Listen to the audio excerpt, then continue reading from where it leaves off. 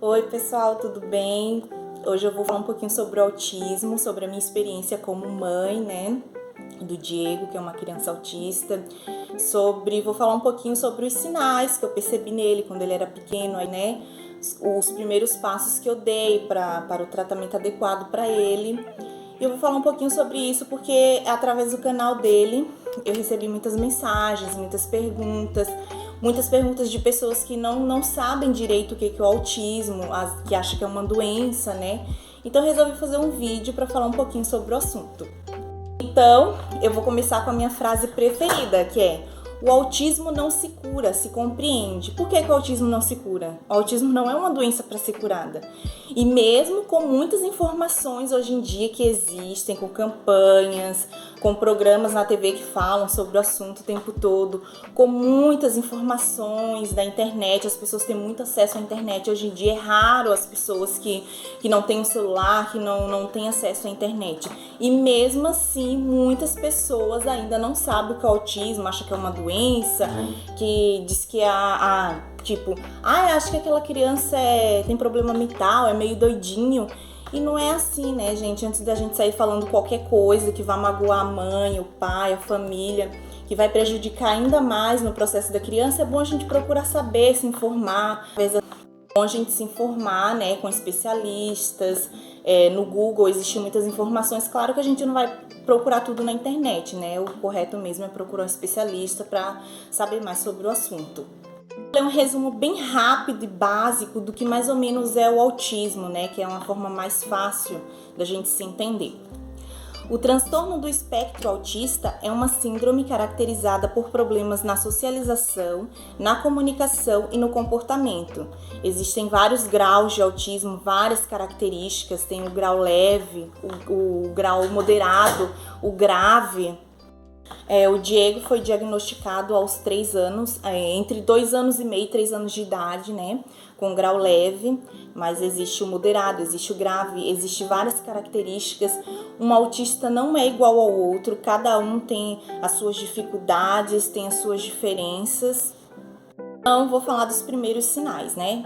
Lembrando que eu não sou nenhuma especialista, que eu tô falando de acordo com a minha experiência com o Diego. Então, entre 2 e 3 anos de idade, a criança já começa a dar alguns sinais. A dificuldade na fala, no desenvolvimento, no contato visual, movimentos repetitivos com as mãos para frente, para trás, para um lado, para o outro. A criança tem pouquíssimo contato visual, por exemplo, você chama pelo nome dela, você chama ela o tempo todo e ela não olha nos seus olhos diretamente.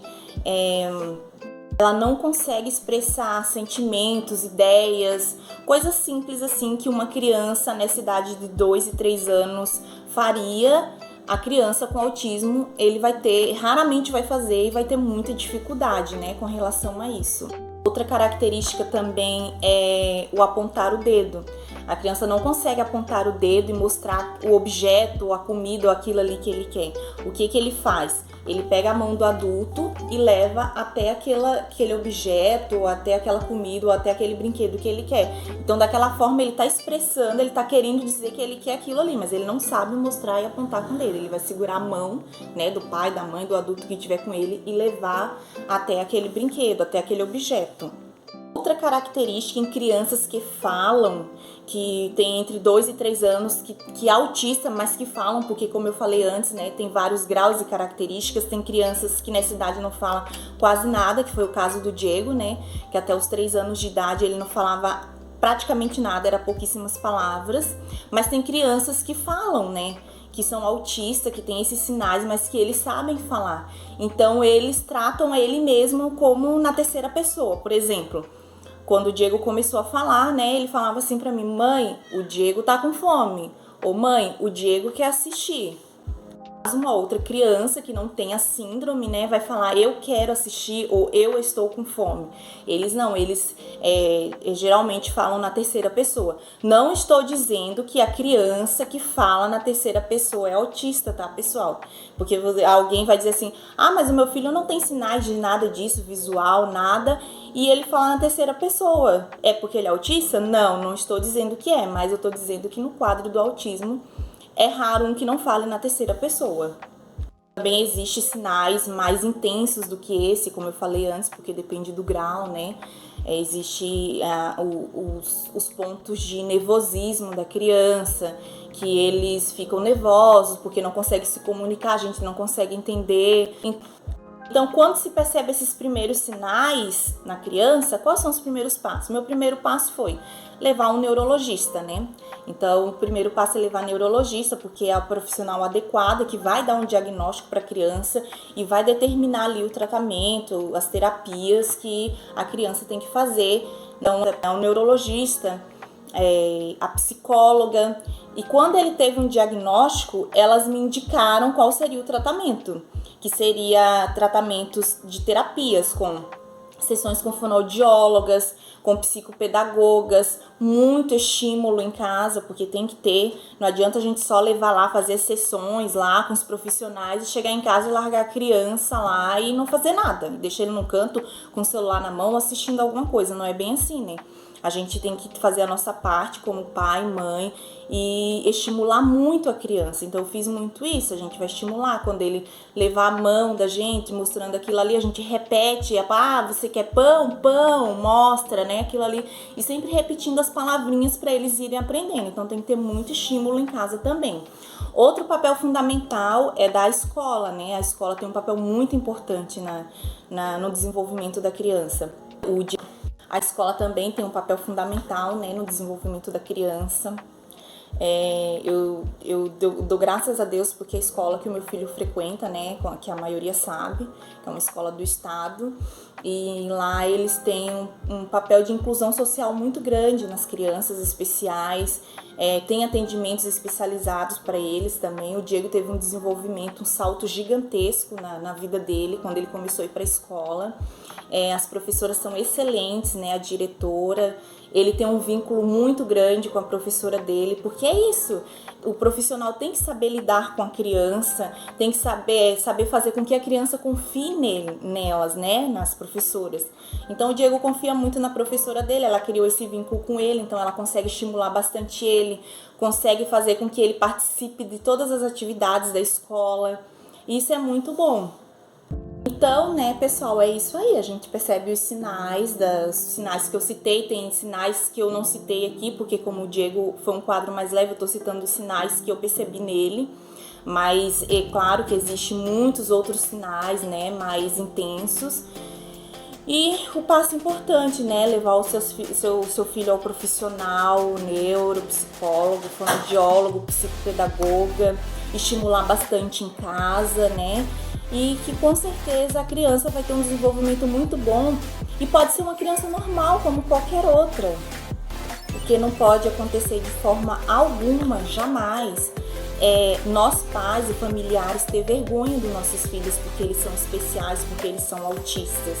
A gente não pode esconder os nossos filhos, eles precisam, só que esse processo não pode durar a vida toda, né? A gente fica ali, é um choque quando a gente recebe um diagnóstico desse, ninguém quer que seu filho tenha algum tipo de síndrome, né? Nem autismo ou seja lá qualquer outra. A gente fica triste, eu fiquei. Mas o que a gente tem que fazer? Chorar, esconder a criança? Isso aí não vai adiantar.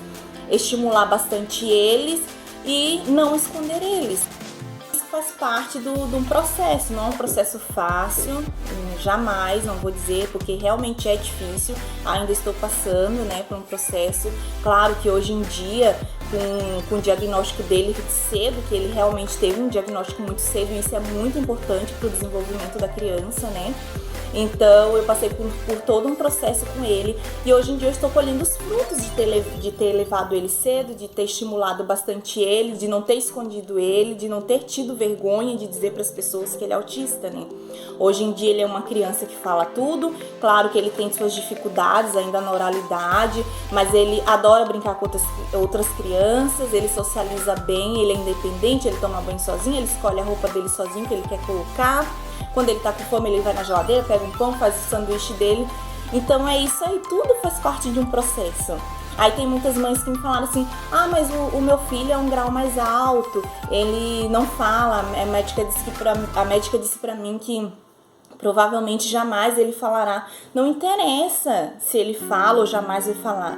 Ele compreende, ele tá te escutando, ele quer ser entendido. A gente tem que entender a criança e eles têm que entender a gente. Então, mesmo que não fale ou que nunca vai falar, ele precisa dos estímulos, ele precisa sair, ver pessoas diferentes, ambientes diferentes, para se acostumar, né, com os barulhos, com tudo aquilo que a criança autista tem sua dificuldade, para ele poder se desenvolver, que mesmo que ele nunca fale na vida, mas ele pode ter uma vida normal como outras crianças também. A coisa que eu queria falar é que os autistas, eles desenvolvem certas habilidades para certas coisas. O Diego, no caso, desde novinho, ele começou a desenhar, ele gosta muito de desenhar. Então a gente tem que estimular, né? Se seu filho tem... você percebe que ele gosta muito de desenhar, ou ele gosta muito de música, de algum tipo de instrumento, então incentive, valorize aquilo ali, porque aquilo ali ajuda muito no desenvolvimento da criança. Faz com que ele se interesse a aprender a falar, a aprender a ler, no caso do Diego, que está nesse processo, né? Então é muito bom a gente elogiar sempre que eles fazem um desenho ou uma brincadeira ou naquilo ali que você vê que ele realmente se destaca, sempre elogiar, que é para ele continuar seguindo ali cada vez melhorando mais e mais. Pessoal, espero que eu tenha ajudado, né, as mães e pais que tinham algumas dúvidas. Eu não sou especialista, né, para as outras famílias verem que eles também são seres humanos como todos os outros e que com o tratamento certo, com as terapias, os estímulos, eles podem sim ter uma vida normal, podem casar, podem fazer tudo o que quiserem, né? Então, basta somente a gente estimular e não esconder eles, não ter vergonha.